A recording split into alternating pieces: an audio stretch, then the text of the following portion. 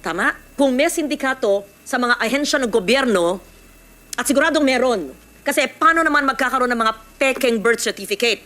Paano magkakaroon ng authentic Philippine passports kung hindi yung sinusumite sa mga ahensya ng gobyerno later on ay nanggaling sa mga sindikatong nakapasok sa mga ahensya ng gobyerno, kaya ang non-Filipinos, ang mga dayuhan, ang mga alien ay nakakakuha ng birth certificate na sila'y Pilipino na maaring makatanggap ng DSWD AX, kalaban pa ng Pilipino para cash for work dole tupad, na pwedeng maging mga halal or even appointed officials, and Sherwin mentioned, again, maging pangulo pa. Pero kung peke ang birth certificate nga, at kung napepeke ang birth certificate, ano pa ang mga ID emanating from that, o di pwede na sila mag-SSS, GSI. The whole 2 years that you've been the local chief executive at nandun ang mga nefarious, illegal, criminal activities in a barangay in your town, and you will say, wala po kayong kinalaman o wala kayong alam sa mga nagaganap? Your Honor, wala pong dumating sa akin na ini-report po. In fact, nung 2023 po, na-rate po yun.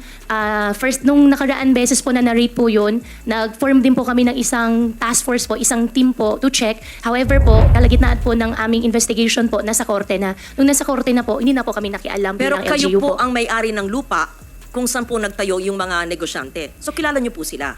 Your Honor, nag-divest po ako 2021 po. Yes, divestment. But you know them. Kilala ko po yung Huang Jiyang po, Your Honor. So kilala nyo, ano po yung negosyo ng inyong kadil na nagtayo ng mga gusali at negosyo sa lupa nyo? Your Honor, kilala ko po si Huang Jiyang at siya po yung nag-invest po dun sa mga buildings po. At after po ng rate, tinanong ko rin po siya ano nangyari. Sabi rin po niya sa akin, nasa korte na. Yun po yung naging usapan po namin nung nangyari po nung nakaraan po na rate. That's your conversation as landowner. But your concern as mayor, considering talamak, how do you say, anong salita doon na grabe ang nangyayari ng krimen sa iyong jurisdiction, ay hindi po kayo nabahala?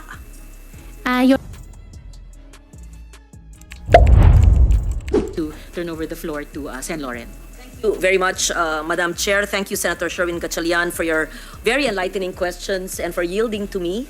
Yes, first time, I've been in politics since 1998 when Sherwin was not yet even a mayor, or were you a councillor? But we have a picture when you were very young, and I was quite young as well. What were you in 1998, Senator Gatchalian? You were congressman already. Yes, okay. But I'm not grilling you. I'm going to ask the mayor. I just wanted to. Mayor Alice Guo, first time nyo sa politika 2022, right? Madam I'm Senator, sure yes po. this has been asked of you in the previous hearing. I just wanted to put it on record again. And before 1998, you were in business. That's what we have. Before 2022 po. Oo. Apo. At yun yung bumili ka ng lupa at nagtayo ng mga gusali doon sa mga iba-ibang korporasyon. Hindi ikaw yung bumili ng gusali, nagtayo ng gusali, ikaw yung may-ari ng lupa. Tama? Prior po, ako po. Yes. And by now, you're well aware that yung mga nagtayo ng gusali ay may mga ginawang krimen sa mga lugar na yon, teritoryong yon, kung saan kinatatayo ng lupa mo, at ang mga krimen na ito ay human trafficking among others, including illegal gambling and other criminal activities. Correct? Your Honor, before nangyari po yung raid, wala po akong alam. In fact, wala pong dumarating po na report po sa office ko po at wala rin pong dumarating po na report po from PNP na meron pong nangyayari. Mayor, Opo. hindi ba ho trabaho at tungkulin ng mga mayor na alam po ang nagaganap sa kanilang lugar? Is that not your sworn duty as the chief executive of a local government unit? Your Honor, yes po. Every month po, tinatanong ko rin po, meron din po akong tao na inassign po para tanungin po yung mga housekeeping po na taga-Bamban po na kung meron po silang ginagawa, mga alimalya po doon sa loob po. And wala pong dumarating po sa akin ng report po na may ginagawa po silang Gano'ng crime po kalaki doon. yung lupa, Mayor? Doon kung saan nagtayo ng mga gusali? Kung saan ginaganap ang krimen ng pangangalakal ng mga tao, mga Pilipino at mga dayuhan, kung saan ginaganap ang mga illegal gambling activities, kung saan ginaganap ang iba't ibang klaseng krimen? Ilang ektarya? At hindi nyo alam sa Banban bilang mayor? Your Honor, 7 point plus hectares po. So, 7 point plus hectares, you're a mayor of Banban Town, newly elected. Kayo po syempre ang nagbigay ng mga permits para magtayo ng mga malalaking gusaling yon. Siyempre po, kilala nyo yung kapitan. Anong barangay po yung 7 hectares na yon? Your Honor, Barangay Anupol po. Kilala ko po yung kapitan. At Your Honor, yung mismong POGO po na operation po is nagbigay po sila sa akin ng provision license po from PAGCOR po. Then that's the only time po na minigyan ko po sila ng permit po. 2nd, 3rd, and 4th floor po. At yung mga nahuli at nasagip na mga dayuhan at mga Pilipino ay alam nyong nangyari yon, di ba? Alam nyo na sila ay kinakalakal, sexually abused. Your Honor, before po nangyari po yung raid, wala po akong alam. After the raid po, doon ko po nalaman po. At tinanong nyo sa inyong barangay captain na siguro naman ay kilala nyo, kaalyado nyo, kung ano po ang ginaganap sa 7 hectares na property yon kung saan malalaking mga gusali? Yes po, Your Honor. After the raid po, nag-form po kami ng isang team po to investigate po sana. However po, nung papasok na po sila sa loob to investigate po at para mag-gather pa po ng mga informations na from outside and inside po, hindi na po sila inalaw po pumasok po sa compound po. The whole 2 years that you've been the local chief executive at nandun ang mga nefarious, illegal, criminal activities in a barangay in your town, and you will say, wala po kayong kinalaman o wala kayong alam sa mga nagaganap? Your Honor, wala pong dumating sa akin na ini-report po. In fact, noong 2023 po, na-raid po yun. First, nung nakaraan beses po na na-raid po yun, nag-form din po kami ng isang task force po, isang team po to check. However po, kalagitnaan po ng aming investigation po, nasa korte na. Nung nasa korte na po, hindi na po kami nakialam Pero bilang kayo LGU po po. ang may-ari ng lupa kung saan po nagtayo yung mga negosyante. So kilala nyo po sila? Your Honor, nag-divest po ako 2021 po. Yes, po. divestment. But you know them. Kilala ko po yung Huang Jiyang po, Your Honor. So kilala nyo, ano po yung negosyo ng inyong kadil na nagtayo ng mga gusali at negosyo sa lupa nyo? Your Honor, kilala ko po si Huang Jiyang at siya po yung nag-invest po dun sa mga buildings po. At after po ng raid, tinanong ko rin po siya ano nangyari. Sabi rin po niya sa akin, nasa korte na. Yun po yung naging usapan po namin nung nangyari po nung nakaraan po na raid. That's your conversation as landowner. But your concern as mayor, considering talamak, how do you say, anong salita doon na grabe ang nangyayari ng krimen sa iyong jurisdiction, ay hindi po kayo nabahala? Your Honor, yung nakaraan po na raid po na company, tsaka yung company po ngayon is 2 different company po.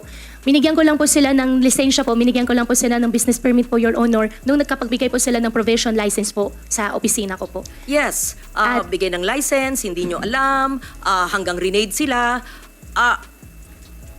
Alam nyo, pinasukan nyo, tumakbo kayo bilang mayor, at nanalo kayo ng ilang daang votes over your rival, and you're saying something that you're familiar because kayo may-ari ng lupa at kilala nyo yung tao, nagtayo ng malaking gusali at nagkaroon ng raid na last year at hindi nyo alam na nagaganap ang mga krimen na yon right under your nose in the LGU which you had?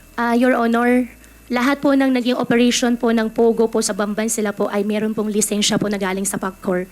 In fact, itong last po na raid po ay meron pong 24/7 po na PAGCOR po nagbabantay po dun sa site.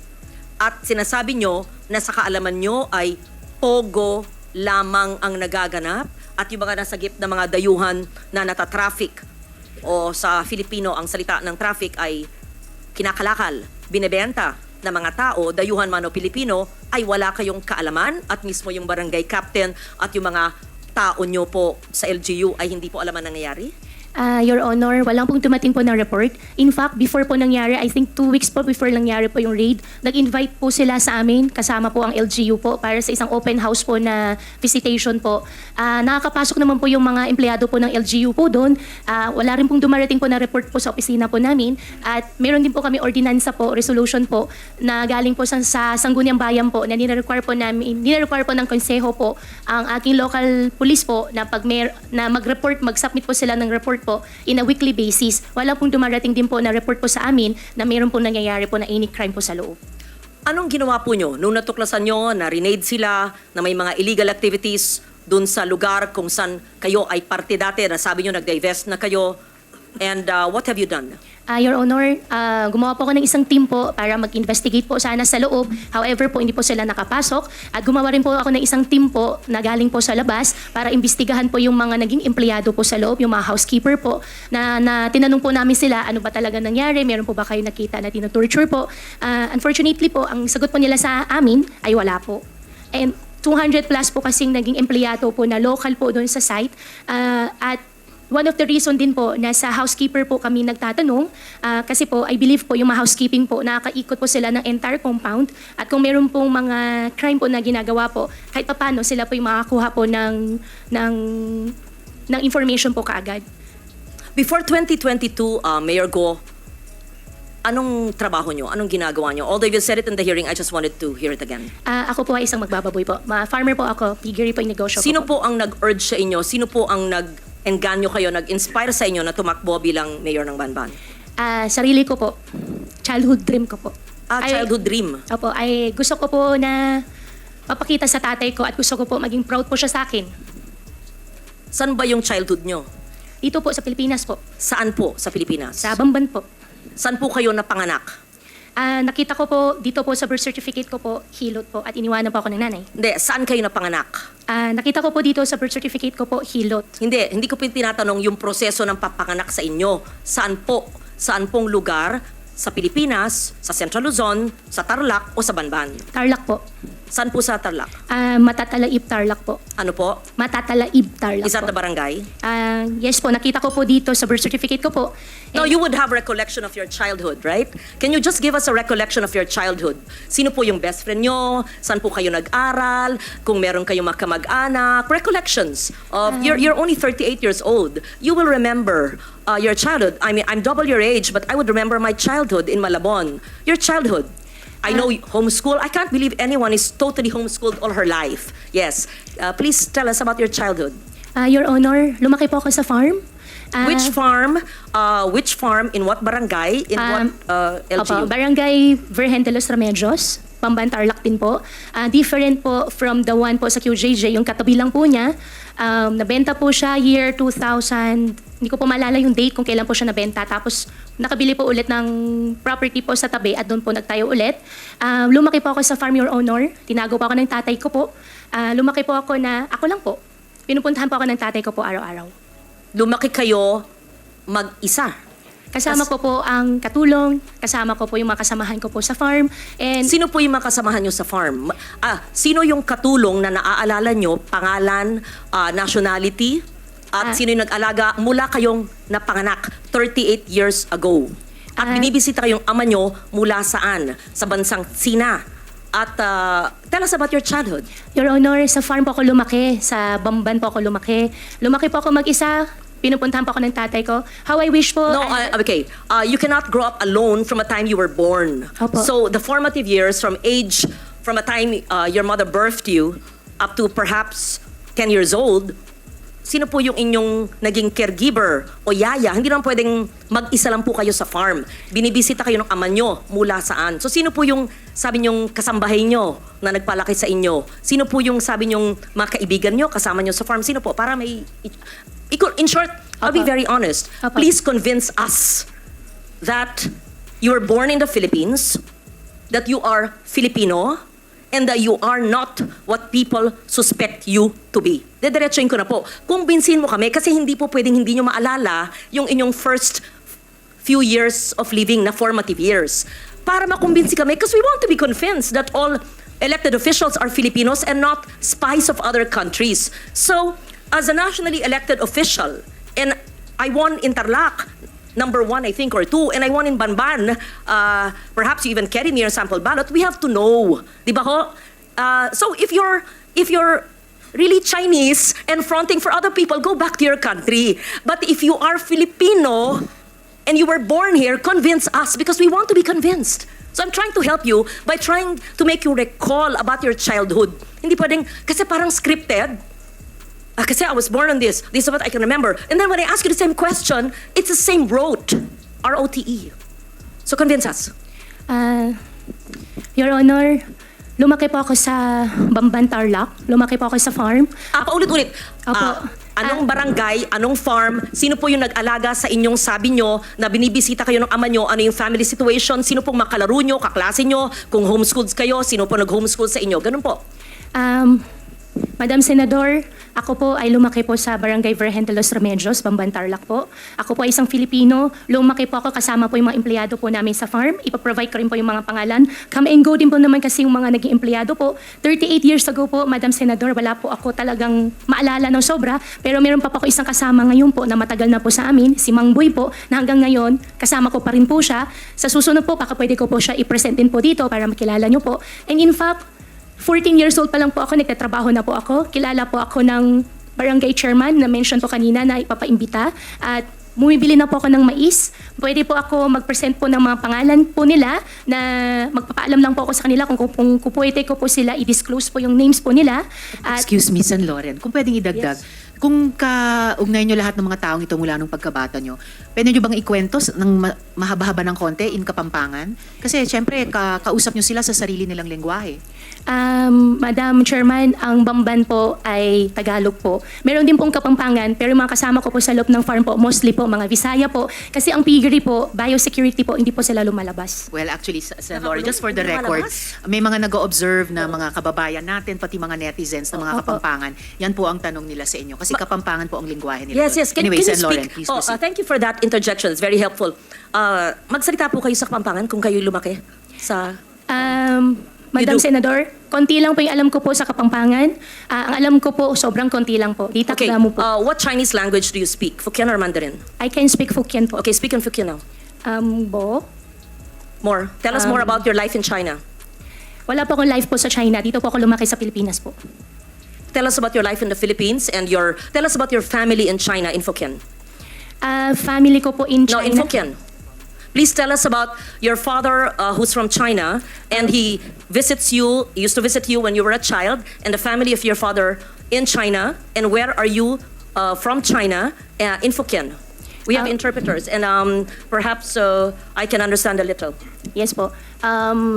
Guay lao pe, tui tai liok lai. Continue. Gua si Tiongkok lang. Gua si Philippine lang. Tell us about your relatives. Pakikwento po ang mga kamag-anak ng iyong ama. San sa bansang Sina ang inyong ama at ano ang ginagawa niyo? Sinabi niyo embroidery, etc., negosyo at mga kamag-anak niyo doon. Tell San us. Loren, before she answers, Yes. maybe we can ask Ms. Batay, our Chinese interpreter, just to Yes, interpret to yes. us what the mayor said. Thank you. Ms. Batay. Okay, so in English, the interpretation would be, my father is from China. I am not a Chinese. I am a Filipino. I mean, you're obviously half Chinese because if your father is full Chinese and your mother you claim is Filipino, right? Your Honor, ako po ay isang Filipino at ang tatay ko po ay Chinese. Ako po ay, kung hindi man po ako full-blooded po na 100% po na Filipino, dahil po sa tatay ko, ako po ay isang Filipino po. Okay. What do you recall in 1986 when you were born?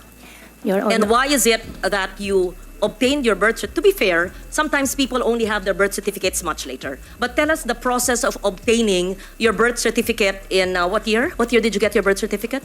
Your Honor, 2005 po. Yes. How San did Loren, you... if I may just quickly add to your Please, earlier please, question. proceed, Madam Chair. Mayor, may childhood photos ba kayo sa Bamban? Yes. Meron po, nung bata po ako, Madam Chairman, hindi po talaga uso cellphone. Pero sa nangyari po, meron po camera mga po. circulation po ng mga pictures ko po ng teenage life ko po sa conception. I can provide po. In fact, hindi ko po alam na meron po pala akong ganun picture. Could you kindly give us the earliest photos of yourself and your family and your workmates, playmates in your very exclusive and closed farm that you said, and your relatives in China and your father's relatives, and the time that you were born, 1986, hindi naman, okay, walang cellphone, but you must have photos and Yes po. proof of your homeschooling. Siyempre, pag homeschooled, meron pa rin yan mga report card, hard copy pa noon, hindi pa soft copy eh. Yes po, Your Honor. Hanapin ko po yung mga picture po. Pati po yung mga tao po, pati po yung mga empleyado po na kasama ko po. What was the situation, Mayor Guo, noong 1986 when you were born? where was your mother? Where were your parents? And sa mga binibisita kayo ng iyong ama at ang kasama niyong lumaki ay sino? Fill in the blanks, please. Your Honor, 1986 po, nung pinanganak po ako, wala po akong any knowledge po. Dahil baby pa po ako noon, lumaki po ako, may nakikita po ako mga kasama po naging partner po ng tatay ko po. At lumaki po ako sa farm, isa na rin po yung na-mention ko po nung nakaraan po na Senate hearing, si Teacher Rubilin po, nakasama ko rin po siya. Can you please state once again your mother's name? Amelia Leal po, biological mother ko po. And have you ever met her? Hindi ko po siya nakasama. Have you ever met her? Hindi po. From the time you were born, from 86, hindi po nyo na silayan? Hindi na po. And tinanong po nyo sa inyong ama o sa mga kalaro nyo kasamahan sa farm? Your Honor, how I wish po I have a perfect family po. No, we lead imperfect lives, so I don't want to intrude on that. I just wanted to make sure. So, sa pagkaalam ba nyo ay Pilipino ang inyong ina? Opo, yan po ang sinabi po sa akin ng tatay ko po. At lumaki po ako dito sa Pilipinas po. At wala rin po, Madam Senador, wala rin po akong ibang citizenship kung hindi Filipino lang po. How did you obtain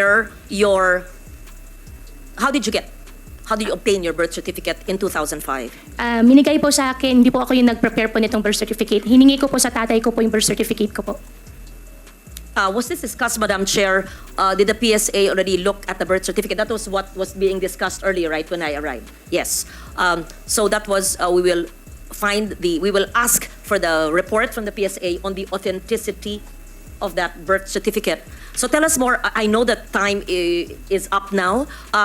Tell us more in Hokkien, your childhood situation. I don't want to be intrusive, and there's no reason to explain about all of us have imperfect lives, but tell us about your childhood so we get to know you better, and your Chinese playmates, if any, Filipino associates or playmates, if any, and your family in China. In Hokkien po. In Hokkien, Sen. please. Opo. Sa We farm, want to hear you speak your language. ang language ko po ay Tagalog po, Senador. Ako po ay isang Filipino. Sa Yes. farm po, ang gamit po namin lengguwahe po ay Tagalog po. But speak Hokkien. I just want to I hear can it. speak Hokkien po, pero ang Yes. ginagamit po na lengguwahe po sa farm po ay Tagalog. There's nothing wrong with knowing languages. Yes, po. If you're good in Hokkien, speak it, right? For Yes, after po. all, your father's Chinese and you're half Chinese.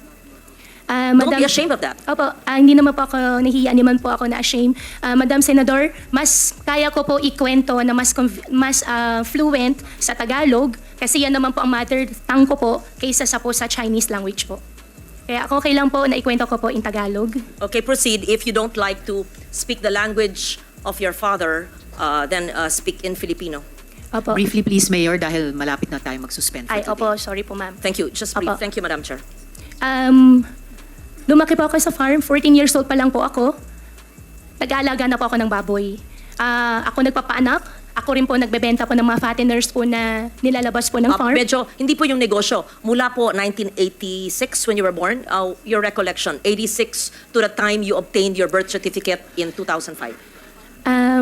Madam Senador po, nung maliit pa lang po ako, nung 1986 po, wala na po talagang malala. Although ayaw ko po talaga ma-mention yung word na wala po ako malala, pero wala po No, talaga I'm ako not maalala. asking about the day you were born. Obviously, nobody knows that. Any of us. I said 86 to 205. Between the day you were born and 9 years old, you would have some recollection. Ako nga po, doble ng age nyo. Naaalala ko pa yung childhood ko na ako'y 5 years old eh. Kilala ko pa yung grade school teachers ko eh. Yun lang po. Huwag tayo magpilosopo po dito. I mean, Opo. obviously, I'm not asking you, how was it when you were born? Hindi po. From 1986 to 205. Madam Senador, lumaki po ako sa farm. Kinulong po ako ng tatay ko. Paulit-ulit naman, parang memoryado nyo. Kasi kino-coach ka ng lawyers mo siguro.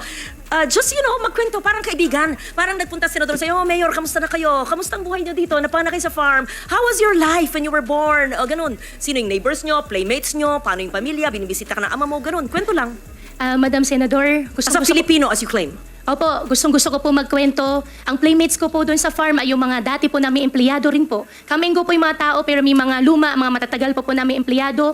Pagbalik ko po ngayon araw, hahanapin ko po sila at sa susunod po na Senate hearing, isasama ko na lang din po Ako, sila. aaralin pa ng mga abogado. Teka po, anything, when I say your first 10 years of your life, the first 9 years of your life, kilala ko pa yata yung isang abogado mo sa likod mo. Anyway, the first 9 years of your life, what is the first image that comes? Tell us about your farm life. Must be a charming, idyllic life, right? Opo, nasa nasalo po ako ng farm. Di po ako pinag-aral po ng tatay ko po. Ang nagtuturo po sa akin si Teacher Rubilin po na na-mention ko po nung nakaraan na Senate hearing. And how I wish po really, Madam Senador, na I have a perfect life po. No, However we're po, not talking about pinalaki po ako sa farm. imperfections or perfection. Kwento lang nga eh. Opo. 9-10 years po. Siyempre man, Mayor, may maalala, 38 ka lang eh. Opo, sa farm nga po ako lumaki po, Madam Senador.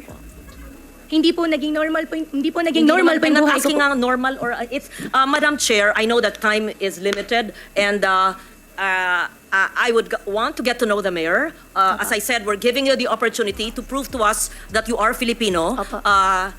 We ask you the questions which I would ask normal people. I would ask you, Risa, tell me about your childhood, right? Sorry, in our childhood, I talk about my child. Yun lang. Nothing to be defensive about. You don't have to say the same thing. Basta sa farm po. Tell us about your child. Ako sa farm. Basta tell us about your child. Sa farm. Ano ba? Huwag tayong robot. Tell us about your childhood. So we're convinced that you have a childhood in the Philippines. And if we ask you to speak about a foreign language, to speak in a foreign language that you are, nabihasa ka, ay, hindi, mas magaling po ako sa Pilipino. Ba't may kakaya kung magaling sa Fokien? Kung magaling ka mag-Mandarin? Wala, maganda nga, marami ka na lengguwahe. I will leave it at that and I will Opo. ask more questions in the next hearing because ano ba ang ating pinupunto dito? Na dapat ang ating mga ahensya ng gobyerno ay hindi nagpapahintulot ng mga sindikatong kriminal na nagbibigay ng mga peking birth certificate at ibang dokumento na nabibigyan tuloy minsan ng mga Philippine passports o nakakabigay ng ID ng Philippine government agencies na na-deprive tuloy ang ibang Pilipino sa mga benepisyo. At hindi lang yan, maari pa, without judging you or prejudging you, na mahalal sa mga posisyon na maaring maging national security issue.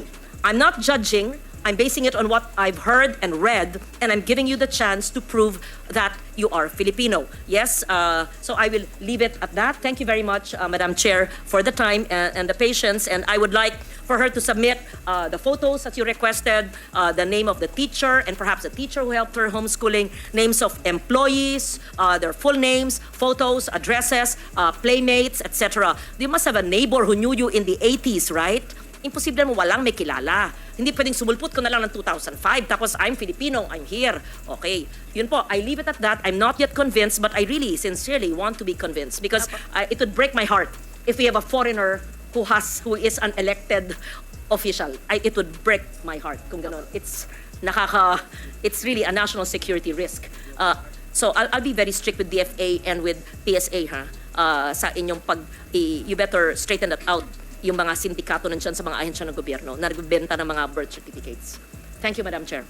Salamat. So hanggang dito lang tayo mga tol. Maraming salamat sa panonood at patuloy na suporta. God bless you sa inyo lahat at hanggang sa muli. Paalam.